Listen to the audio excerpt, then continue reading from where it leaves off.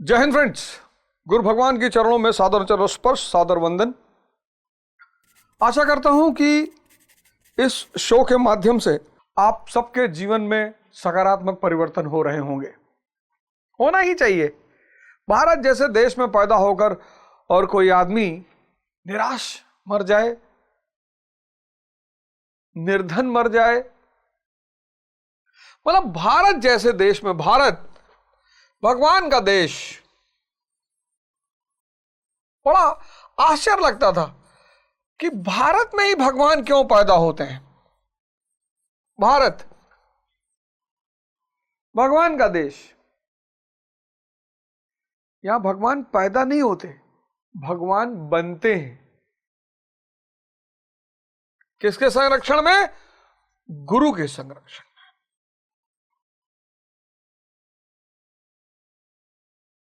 कहां से परंपरा शुरू हुई? आदि योगी। तो भारत जैसे देश में कोई निर्धन रहे, असंभव। भारत जैसे देश में कोई निराश रहे, असंभव। भारत जैसे देश में कोई निर्धन रहे, असंभव। भारत जैसे देश में कोई निराश रहे, असंभव।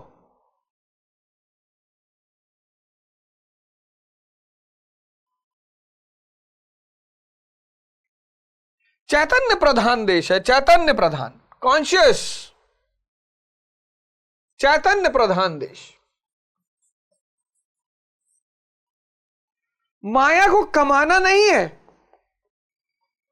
माया को कमाना नहीं है। पश्चिम में माया कमाई जाती है।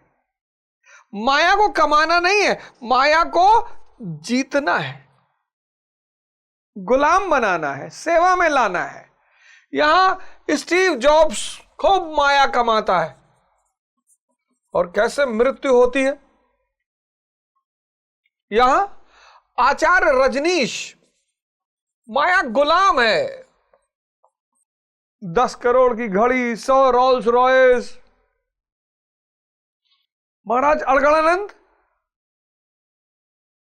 कितने बड़े बड़े आश्रम, जो चाहें, जब आदेश दे दें माया को, जब जाओ 50 हवाई जहाज खरीद ला, जा, आ जाएगा सुबह।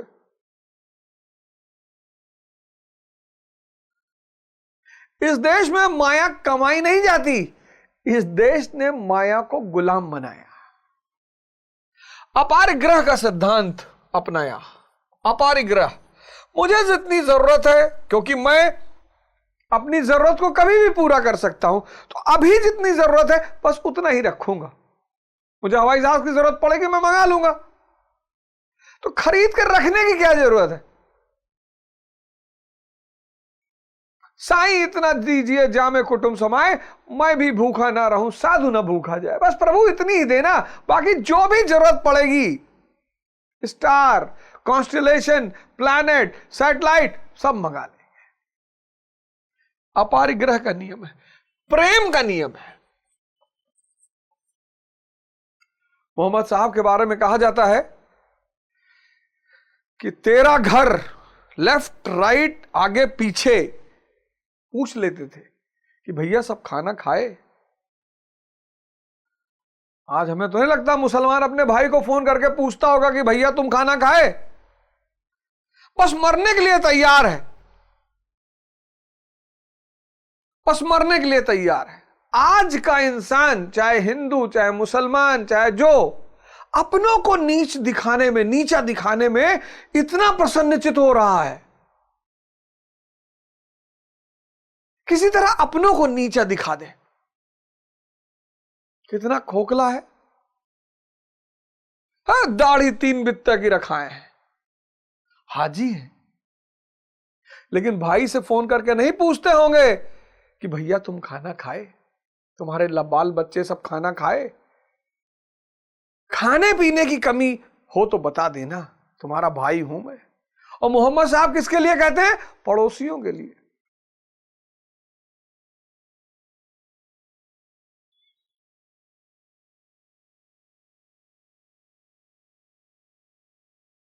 आओ सब मिलकर अपने जीवन परिवर्तन की इस धारा को गतिमान करें। अर्जुन कह रहा मैं नहीं लड़ूंगा, प्रभु अब मैं नहीं लड़ूंगा, बैठ गया। तब भगवान ने बोलना शुरू किया। जब आप समर्पण कर देते हो, चुप हो जाते हो, जब तक आप बोलते हो लड़ रहे हो, हम ये कट डालेंगे, हम वो कट डालेंगे, हम ऐसा कट डालेंगे, हम फाट डालेंगे, हम चीट डालेंगे, भगवान कहता तब कर लो।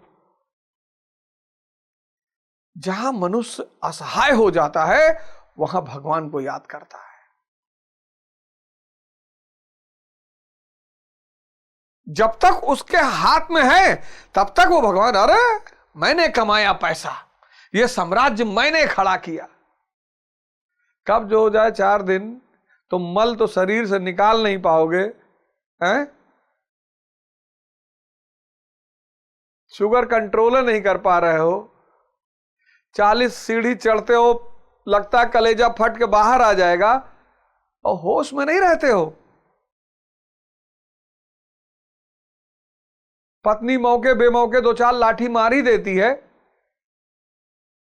और होश में नहीं रहते हो। मैंने ये किया, मैंने वो किया, मैंने ये बना दिया, मैंने वो बना दिया, आज मेरे पास अरबों रुपए की संपत्ति है, बह जाएगी सब। और उड़ जाएगा एक दिन पंछी, रहेगा पिंजड़ा खाली, पिंजड़ा खाली, पिंजड़ा खाली। ये पंछी एक दिन उड़ जाएगा।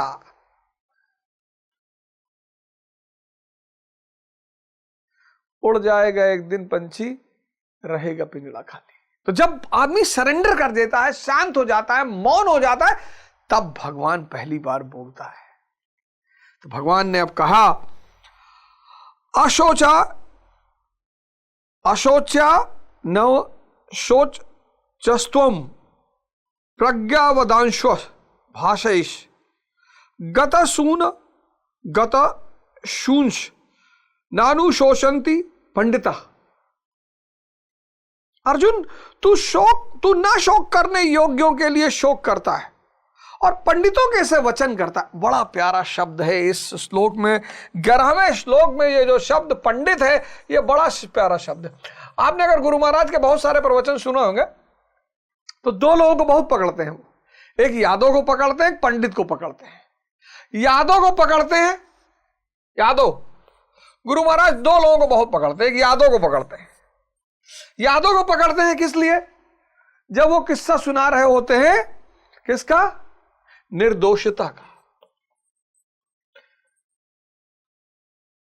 निर्दोषता का जब वो किस्सा सुना रहे होते हैं तो यादव को पकड़ते हैं, और जब मूढ़ता का किस्सा सुना रहे होते हैं तब वो पंडित को पकड़ते हैं।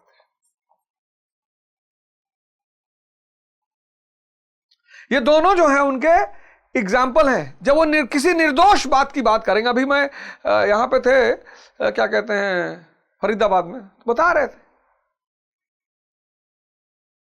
कि यादव गया भगवान महाकाल के मंदिर में, कहा प्रभु हमारे घर में लड़का हो जाएगा तो हम एक भैंसा दान करेंगे। हो गया, तो भैंसा दान किए, तो भैंसे को शिवलिंग से बांध दिए। कहे महाराज अब आप जाने, हम तो भैंसा दे जा रहे हैं, आप काटे पीटे रखें अपने पास, आप जाने हम जा रहे हैं। तो शिवलिंग में बांध दिए। तो भैंसा बंधा रहा 7-8 घंटा। उसको भूख प्यास लगी तो भागा। तो जब वो भागा तो शिवलिंग उखड़ गया। तो आगे आगे भैंसा भागे, पीछे पीछे शिवलिंग रगड़े। तो शिवलिंग घसीटते हुए जा रहा था, तो एक दुर्गा मां के मंदिर के सामने से निकला। तो माता जी ने कहा, प्रभु ये क्या हाल बना रखा है? अरे कहीं तोहार कोनो यादव शिष्य हो तो तू पता चला तो अंदर बैठी हो, चुपाई मार बैठी रहो, नहीं जो कोनो यादव पाला पर जाई तो जोन हाल हमार है तो तोहर निर्दोषता। पंडित, और जब पंडित शब्द का इस्तेमाल होता है तो पंडित यहां जाति नहीं है।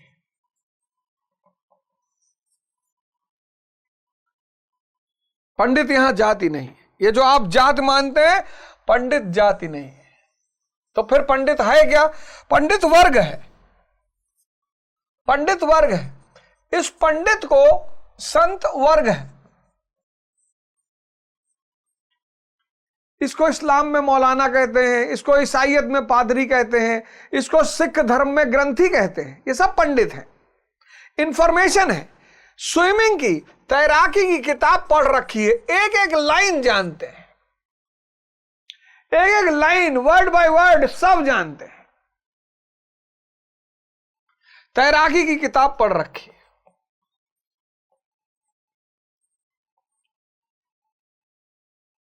लेकिन नदी में कूद नहीं सकते, तैरने का कोई अनुभव ही नहीं।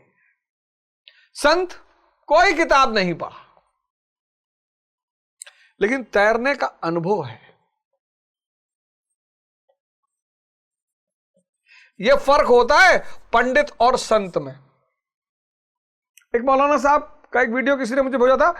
वो मौलाना ऐसा चिल्ला रहे थे, जिस मुसलमान की बहन पर्दा ना कर रहे वो मुसलमान भड़वा है।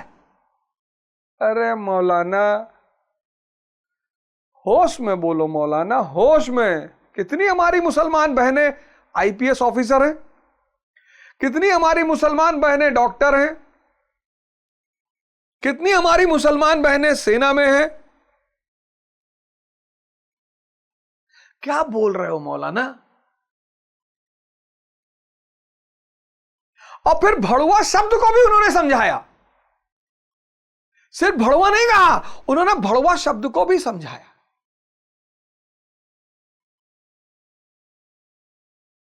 हंसी भी आ रही थी, दुख भी हो रहा था, और क्रोध, तीनों एक साथ हो रहा था।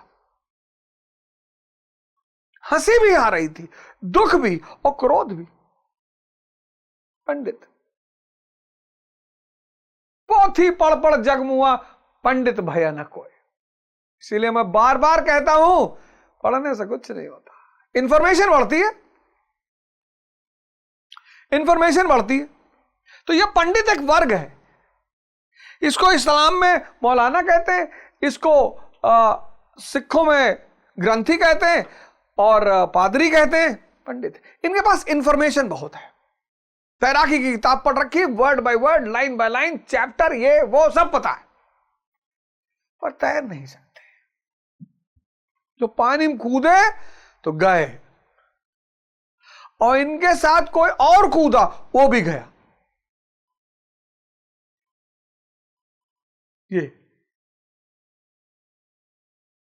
ये तैराकी के बारे में पढ़े नहीं है, लेकिन तैराकी सम्राट है। तैरना जो है ना, स्विमिंग दर्शन है बेसिकली। स्विमिंग का दर्शन से बड़ा गहरा संबंध है। हर आदमी को स्विमिंग सीखनी चाहिए। आपकी सांस पर पूरी स्विमिंग निर्भर है। अगर आप सांस रोक ले गए तो बॉडी तुरंत ऊपर आ जाएगी। जहां सांस उखड़ी, जो लोग नहीं तैरना जानते, पानी में उतरे और गहराई में चले गए, सांस उखड़ गई, सांस उखड़ गई, इसलिए डूब के मर जाते हैं। मुर्दे कभी नहीं डूबते, क्योंकि सांस है ही नहीं। और तैराकी के नियम क्या है कि अगर कोई दूसरा डूब रहा है और आवाज लगा रहा है हेल्प हेल्प हेल्प, तो ऐसे गमछा उठाइए, गमछा जरूर लेके चलिए, इस गमछे को जरूर रखिए, गमछा उठाइए और खोलिए और ऐसे पकड़ा दीजिए। कहे नहीं हम गमछा नहीं पकड़ेंगे, तुम आओ, तब किनारे बैठ के देखिए, इसे मदद जरूर करिए। किसी का भी सड़क पर चोट लग जाए, गिर जाए, एक्सीडेंट हो जाए, हाथ जोड़कर कह रहा हूं, कम से कम उसको अस्पताल बनाइए, पहुंचाइए। ये क्या सब्सक्राइबर और व्यूअरशिप का नशा चढ़ा गया आप लोगों को? आदमी मर रहा। अभी अहमदाबाद में एक एक्सीडेंट हो गया, बस के नीचे एक आदमी आ गया, लोग वीडियो बना रहे थे। अरे पागल वागल हो गए हो? यहां जानवर और पशु पक्षी की जान बचाने के लिए इतिहास भरा पड़ा है, लोगों ने अपने आप को दांव पे लगा दिया।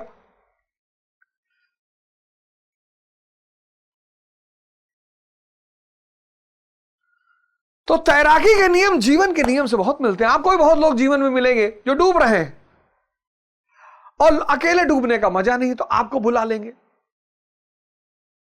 कोई फंसा है, परेशान है, बीमार है, उसकी मदद करिए। बीमार है, अस्पताल पहुंचा दीजिए। अब कोई आके कमरे पे आपके बैठ के रो रहा है, हमारी यार गर्लफ्रेंड बात नहीं कर रही, मारिए तो 3 जूता निकाल के तो भागिए, निकल बाहर। तो ठेका लिए पापा बुआ जी जो है पापा के मकान में हिस्सा मांग रही है, तो मैं क्या करूं? जाओ दे दो हिस्सा। अच्छा अगर मांग रही है तो तुम्हारे पापा भी कुछ बदतमीजी किए होंगे, हटो यहां से। फालतू का संत मत बनिए।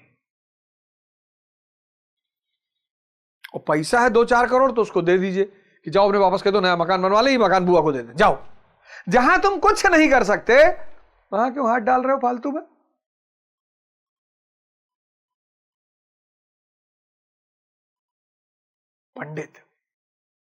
पंडित देवदत्त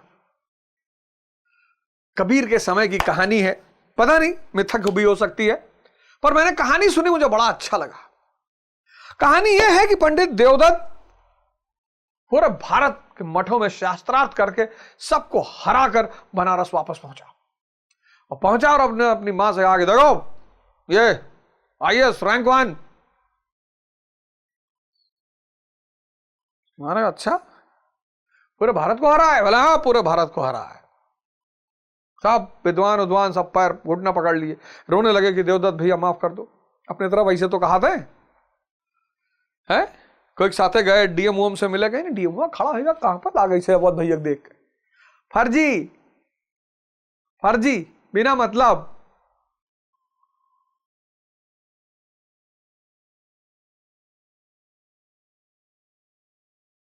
अरे भैया फलाने बहुत बदमाश है भैया, गर्दन काट ली, फिर रतिया पर ऐसे गर्दन में उछाल खेलत रहे हमारे आंखें के सामने, हम बेहोश हो गए। ये तो हालत है देश के, और खासकर उत्तर भारत के। है? तो देवदत्त की मां ने कहा कि देखो देवदत्त, ठीक है तुम हरा दिए पूरे देश के विद्वानों, कोई बात नहीं, यहां एक तो जुल्हा रहता है कबीर, उसको हरा दो तुम माने। जुल्हा हाँ यही है बगल में, यही कबीर चौरा है, वहीं रहता है बनारस में, तो जाओ देख लो, अगर मिल जाए तो उसको हराओ तो मानो। पहुंचा देवदत्त। अब देखना पंडित के लक्षण इस कहानी में दिखाए गए। देवदत्त पहुंचा पैर पटकते हुए पंडित के घर, कबीर के घर, लगा दरवाजा पीटने, बाहर निकलो। ताव, पंडित जिसका व्यक्तित्व होगा उसमें ताव बहुत होगा। यूनिवर्सिटी के प्रोफेसरों से मिलिए, यूनिवर्सिटी के प्रोफेसरों से मिलिए, सब पंडित ही हैं, पढ़ लिए है ना। जिसके पास सिर्फ इंफॉर्मेशन है उसके पास स्वभावता ताव बहुत है, और जिसके अंदर गहराई है उसके अंदर शांति बहुत है। तो बहुत सारे प्रोफेसरों से बड़े अच्छे अच्छे लोग भी मिलते हैं, बहुत प्यारे लोग भी मिलते हैं, ऐसा नहीं है, लेकिन मैंने देखा गौर करके, तो कबीर की बेटी कमाली बाहर निकली, कहा अंकल जी बताइए, कबीर कहां है? ताऊ में है, कबीर कहां है? कहो बाजार गए हैं चद्दर बेचने के लिए। कहा बुलाओ उनको। कह तो देवदत्त आए, देखो ताऊ। अरे ना बैठिए, पानी आनी पी लिए, तब तक आ जाएगा ना। ना बुला के लाओ, क्या बुला के लाओ, अपने बाप को बुला के लाओ। तो बेचारी आई बाजार, कबीर से कही कि एक आदमी आया, बहुत डिस्टर्ब लग रहा पापा, और ना पानी पी रहा ना बैठ रहा है, कुछ कर ही नहीं रहा है, ताऊ में है। पंडित का पहला लक्षण यही, अननेसेसरी ताऊ, ऐसे खड़ा है, ऐसे ऐठा है, मूते ना जाए कोई घर। अबे तुम्हें मूते के लिए क्या बुलावा है? कोई मूतने के लिए किसी को घर पे बुलाता है? यूपी बिहार में बहुत ही डायलॉग फेमस है कि हम भैया मूते ना जाए, हुआ तुम्हें मूते के लिए कौन बुला रहा है, मारेंगे 50 जूता, मूते ना जाए। बड़ा फेमस डायलॉग, बहुत फेमस डायलॉग है। हर आदमी ऐठा पड़ा हुआ है, हर आदमी ऐठन ताऊ, इससे बचो यार। ये सारा ब्रह्मांड परमात्मा चला रहा है, तुम्हारी कोई औकात, हमारी तुम्हारी कोई औकात ही नहीं है। इस धरती की, इस ब्रह्मांड में कोई औकात नहीं, इस गैलेक्सी की, इस ब्रह्मांड में अरबों ऐसी गैलेक्सियां धूल फांक रही हैं, 19 बिलियन लाइट ईयर की दूरी अप्रोक्सीमेटली मानी जाती है ब्रह्मांड के दोनों कोनों में। 19 बिलियन लाइट ईयर, सोचे नहीं पाओगे।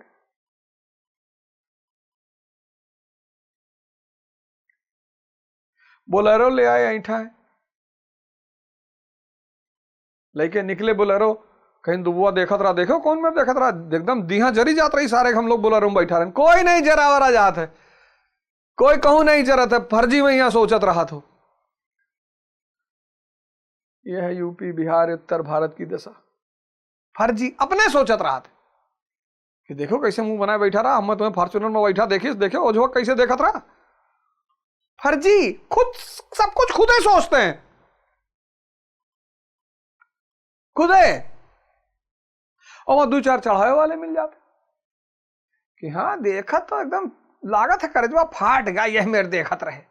कोई करेजा और राजा नहीं फाटे थे, फॉर्चूनर लेके आया होगा पालेक परी, 50,000 रुपया महीना खर्चा है, ले आई बड़ी बात नहीं है। मेहरारू, गाड़ी, जमीन, मकान, ले आई बड़ी बात नहीं है, एक रखब बड़ी बात है।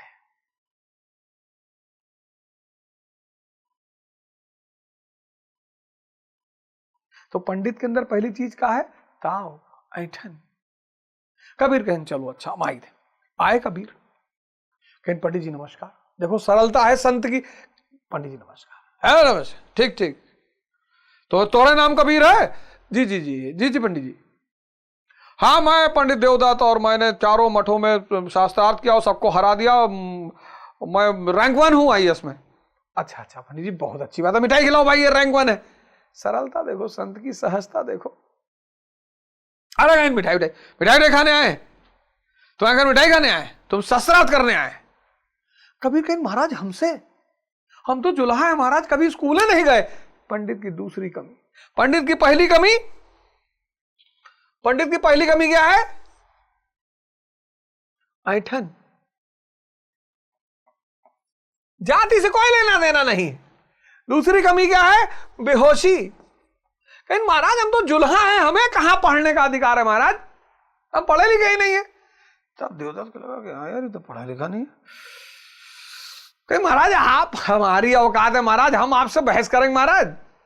अरे देवदत्त लौट कर आया, अपनी मां से कहा अरे पता नहीं कि जुल्हे का तुम नाम ले रही थी, हमको देखते लगा कांपने, धोती होती खुल गई। तीसरी बात,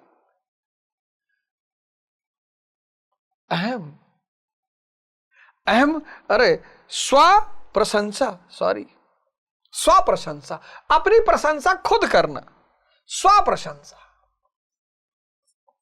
यह पंडित की तीसरी कमी है, स्व प्रशंसा।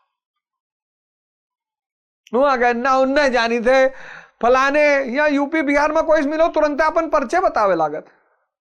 अरे वहां जो है, वहां के DGP जो है वो हमारे चाचा लगते हैं। अच्छा ठीक, हमसे कई बार लोग मिलने आते हैं, नमस्कार सर, नमस्कार नमस्कार सर, वो विधायक जी हैं, मामा हैं हमारे।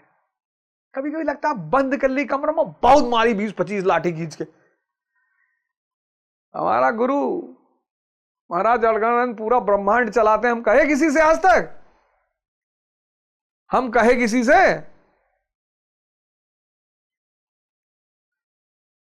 महाराज जी हमारे पूरा ब्रह्मांड चलाते हैं, हम कहे? हम किसी से मिलने गए कहे कि हमारा गुरु पूरा ब्रह्मांड चलाता है? हम तो सादगी से गए, सहजता से गए, सरलता से गए कि भैया प्रणाम। स्व प्रशंसा।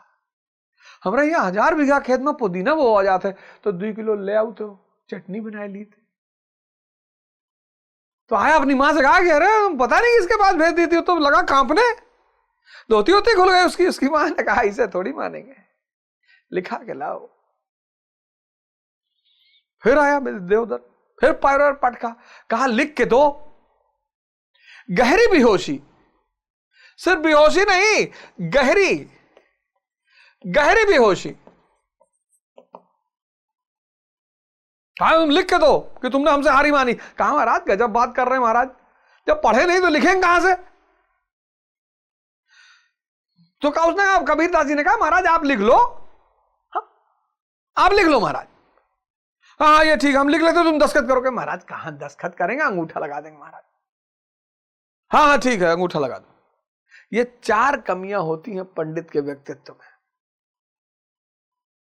पहली कमी ऐंठन तरीके, दूसरी बेहोशी, ई कई डारेन ऊ कई डारेन ऐसा कई डारेन इन्ने फाड़ारेन इन्ने मार डारेन, गए ना डीजीपीएस मिला इसे कांपत रहा। अरे बहुत मारी डीजीपी, कांस्टेबल तो बहुत मार मारी, डीजीपी तुम्हें देख के कांपी, प्रदेश चलाता है वो, समझे। स्व प्रशंसा, 1000 बीघा खेत है तो क्या करी, और गहरी बेहोशी। मौलाना किस्सा बताया नहीं, कह रहे जिस मुसलमान की बहन बेटी पत्नी पर्दा ना करे वो भड़वा है, और जो हमारी बहनें आईपीएस है, जो हमारी बहनें डॉक्टर हैं, जो हमारी मुसलमान बहनें टीचर हैं, शिक्षक हैं, बिल्कुल पर्दा करना चाहिए, बुर्का पहनना चाहिए, कोई बात नहीं है। बुर्के में कहां कमी है, करना चाहिए। लेकिन वो आईपीएस लेडी कहां अपनी ड्यूटी के दौरान बुर्का पहन के घूमेगी यार। वो जो फाइटर है, जेट चला रही है, कोई मुसलमान महिला बुर्का पहन के जेट उड़ाएगी? अरे मौलाना, उनकी बड़ी कहानियां, उनको मैं कभी कभी देखता रहता हूं। एक बार उन्होंने और एक रायता फैलाया था कि तुम्हारी जो है लंतरानी सुनने आएगा, तुम्हारी बदबू सुनने, बड़ी कहानी उनका मैं सुनता हूं, कभी कभी मैं सोचता ये देखो। अरे क्षमा करें अगर वो हमें कहीं सुन रहे हो तो मैं उनसे क्षमा भी मांगता हूं, मैं हाथ जोड़ के क्षमा मांगता हूं। अरे कुरान की आयत पढ़ाएं, हम भी सुने बैठ के, कुछ हुजूर साहब की तारीफ के किस्से सुनाएं, कुछ उनके बारे में बताएं, हम भी महबूब के बारे में सुने, कुछ हजरत उस्मान, हजरत इब्राहिम, हजरत जिब्राइल, कुछ इन लोग के बारे में बताएं, हम लोग भी सुने। अगर भागवत कथा हो सकती, श्री राम कथा हो सकती है, तो मुसलमान कुरान कथा क्यों नहीं करवा सकता? सभी सुने। और अगर नहीं कर पा रहे हो हमसे बताओ, हम करेंगे। अगला प्रोग्राम यही है मेरा। ये तो उसने लिखा कि मैं कबीर देवदत्त से हार गया। कबीर दास जी ने अंगूठा लगा दिया, लाया, अपनी मां को दिखाया, पता नहीं किसकी बात तुम कर रहे थे, देखो उसमें लिखा था मैं देवदत्त कबीर से हार गया। उसकी मां कही मैं तो जानती थी तुम हार जाओगे। अरे कहा कुछ प्रिंटिंग मिस्टेक हो गया। अरे गए जाओ फिर से लिखा लो। फिर कबीर ने कहा 10-12 लिख लो, हम दे देते हैं। तो 10 पन्ने में लिखा कि मैं कबीर देवदत्त से हार गया। 10 पन्ने में यही लिखा हुआ था कि मैं देवदत्त कबीर से हार गया। सिकंदर लोदी सुल्तान था, भाग के गया सिकंदर लोदी के पास, कहा महाराज यहां एक तांत्रिक रहता है, मुझको बहुत बेवकूफ बना रहा है। सिकंदर लोदी ने अच्छा बुलाओ, तो कबीर दास जी को बुलाया गया का दरबार में। कहा महाराज जी ये मुझको बहुत बेवकूफ बनाता है। कहीं उसने कहा क्या हुआ? कहा महाराज जी मैं ये लिख के देता है मुझको, मैं इससे कहा कि तुम लिखो कि तुम हार गए, ये मेरा नाम लिख देता कि मैं हार गया हूं। कबीर दास जी महाराज झूठ बोल रहे, महाराज हम जुल्हा है महाराज, हमको कहां लिखना आता महाराज, यही लिखते हैं। सिकंदर लोदी ने कहा यार ये तो बेचारे जुल्हा है, इनको तो बेचारे को क्या लिखना आता है, कौन लिखता है? कहे हुजूर हम ही लिखते हैं। फिर से लिख। फिर लिखा देवदत्त ने कि मैं देवदत्त कबीर से हार गया। सिकंदर लोदी ने खुद नशे में रहते हो, भांग खाए हो, मारो उसको 50 हंटर खींच के। पांडित्य, जाति से कोई लेना देना नहीं है।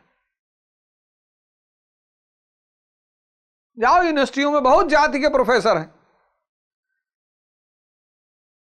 हमारे एक प्रोफेसर थे, मैं नाम नहीं लूंगा, भगवान उनको और लंबी उम्र दे, अब तो 75-80 साल के हो गए हैं।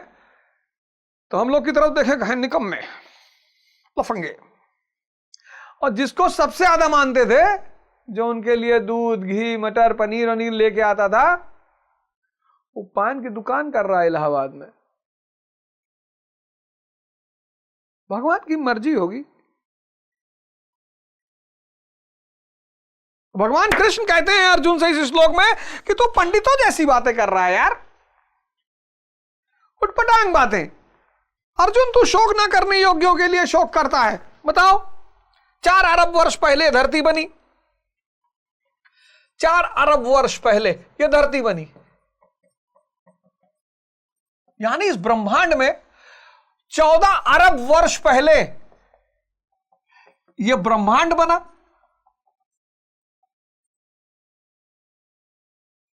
14 अरब वर्ष पहले ब्रह्मांड और 4 अरब वर्ष पहले धरती, यानी 10 अरब वर्ष ब्रह्मांड चलता रहा, हमारी धरती थी ही नहीं, तो हम कहां थे। और इसमें जो प्लेस्टोसीन, हिमयुग, प्लेस्टोसीन जिसको हम बोलते हैं हिमयुग, आज से 20 लाख साल पहले मानव इतिहास की शुरुआत। इतने 4 अरब में 20 लाख साल पहले मानव इतिहास की शुरुआत, वो भी कहां, पहाड़ों में, नंगे पुंगे, हंटर एंड गैदरर, खरगोश मार खाएंगे, बिलार मार खाएंगे, कुकुर मार खाएंगे। यही भगवान कृष्ण कह रहे हैं कि अर्जुन तो शोक ना करने योग्यों के लिए शोक करता है, एक दिन ये फिर धरती फिर से खत्म हो जाएगी। यहां सब बदल रहा है, यहां कुछ खत्म नहीं होता, यहां कुछ मरता नहीं, सब बदलता है।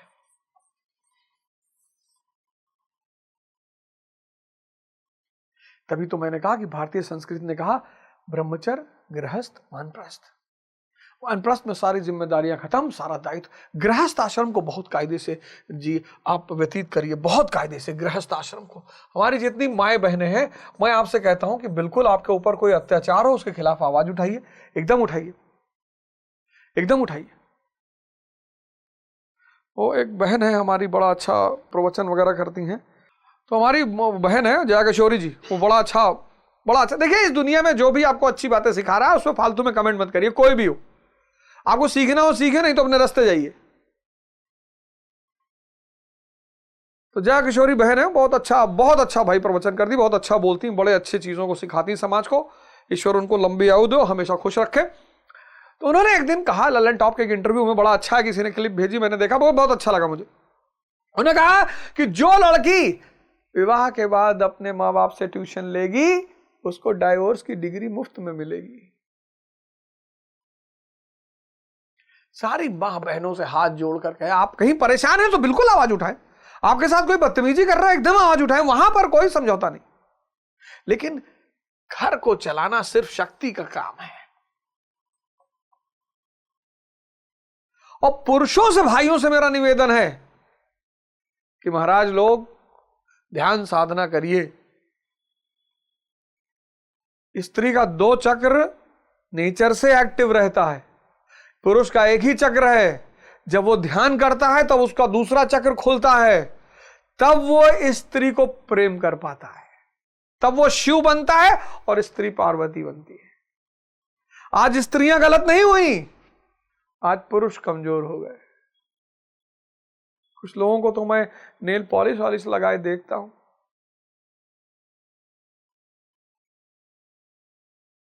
स्त्री कभी गलत हो ही नहीं सकती, संभावना ही नहीं है। तो पंडित तू शोक न करने योग्यों के लिए शोक करता, और पंडितों कैसे वचन कहता है बता दिया मैंने। पंडित किंतु बुद्धि संपन्न पंडित जन जिनके प्राण चले गए हैं उनके लिए तथा जिनके प्राण नहीं गए उनके लिए भी शोक नहीं करते। जिसको विवेक है, विवेक, फिर वो शब्द घूम कर बुद्धि संपन्न, यानी जिसके पास विवेक है। बुद्धि की संपन्नता यही है, बड़ा प्यारा वर्ड है बुद्धि संपन्न। बुद्धि की संपन्नता क्या है? बुद्धि की संपन्नता है कि उस बुद्धि के पास विवेक है। और ये कौन पैदा करता है? ध्यान।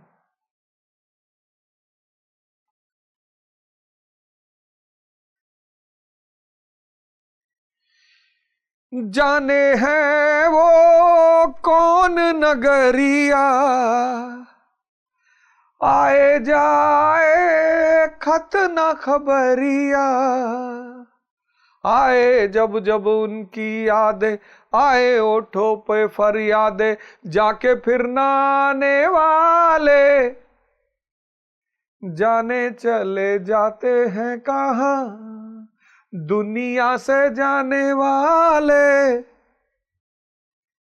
जाने चले जाते हैं कहाँ हमारी मौसी थी,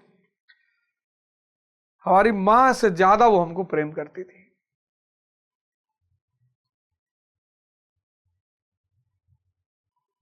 बहुत। बड़े मामा हमारे एक भाई थे, राम सबद मामा के लड़के थे। नानी हमारी, हमारे मित्रों के, कई मित्रों के माता पिता जिनका बड़ा स्नेह था मुझसे, मेरी तमाम बुराइयों के बावजूद वो मुझे मानते थे। पंडित दीपनारायण पांडे हमारे गोंडा के बहुत जबरदस्त वकील, बहुत जबरदस्त। मैंने अपने जीवन में गोंडा शहर में वैसा व्यक्तित्व तो नहीं देखा पंडित दीपनारायण पांडे जैसा। बड़ा प्रभावित हूं मैं उनसे जीवन में, उनकी अंदाज, उनका चलने का तरीका, उनका धोती बांधना, उनका रिक्शा बैठना कार्बाइन लेकर, मतलब अदा है थी उस आदमी में। और मैं निरंतर उनके घर जाता था, मैं उनको देखता था, मैं सोचता यार व्यक्ति को ऐसा है, किसी से कोई भय नहीं, कोई फलाने सिंह, फलाने पाड़े, फलाने शुक्ला, बैठ, हमसे कहते थे देखो पवद पापा, जब तक जिंदा हो शान से रहो, मरना तो एक दिन है ही है। और उनके सोने के कमरे में गीता का सार लिखा हुआ था, तुम क्या लेकर आए थे और क्या लेकर जाओगे। बहुत जबरदस्त व्यक्तित्व। पंडित दीपनारायण पांडे उनके पुत्र हैं, पंकज पांडे जी हमारे मित्र हैं, पर वो एक बहुत शानदार व्यक्तित्व, बहुत शानदार। मतलब हमारे हीरो तो गोंडा में वही थे। उनके घर में बैठ के हमें सत्ता, शक्ति, राजनीति, इन सब खेलों का दर्शन हुआ। फलाने आ रहे हैं, लड्डन सिंह आ रहे हैं, समीउल्ला आ रहे हैं, ये आ रहे हैं, वो आ रहे हैं, मंगलदेव सिंह आ रहे हैं। हमारा तो मठ था पंडित दीपनारायण पांडे का घर।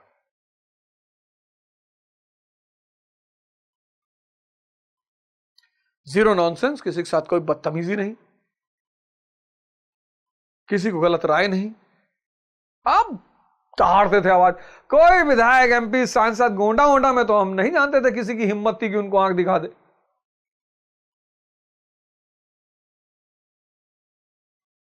कई इलेक्शन लड़े, शायद गोंडा की जनता उनको समझ नहीं पाई, उनको जिता नहीं पाई, लेकिन अगर वो जीतते, 74 के विधायक थे वो कटरा से, 74 में विधायक थे कटरा से। बहुत जबरदस्त। सब चले गए, सब चले गए, और हमको भी जाना है, हम सब जाएंगे, कोई बचा ही नहीं। तो इस तरह धरती पर रहना कि हम हमेशा रहेंगे, कयामत तक रहेंगे, ये मूर्खों वाली बात है। इसमें बुरा मानने वाली कोई बात ही नहीं है। बुद्धि संपन्न, विवेक, करो ना ध्यान, दबा के ध्यान करो तुम लोग, और दबा के योग करो और सूर्य नमस्कार करो, तो वहीं से क्रांति कराएंगे इस देश में। यही इस देश की नियति है। तैयारी करो। आज के एपिसोड में बस इतना ही। अगले एपिसोड में आपसे फिर मुलाकात होगी। जय हिंद, जय भारत।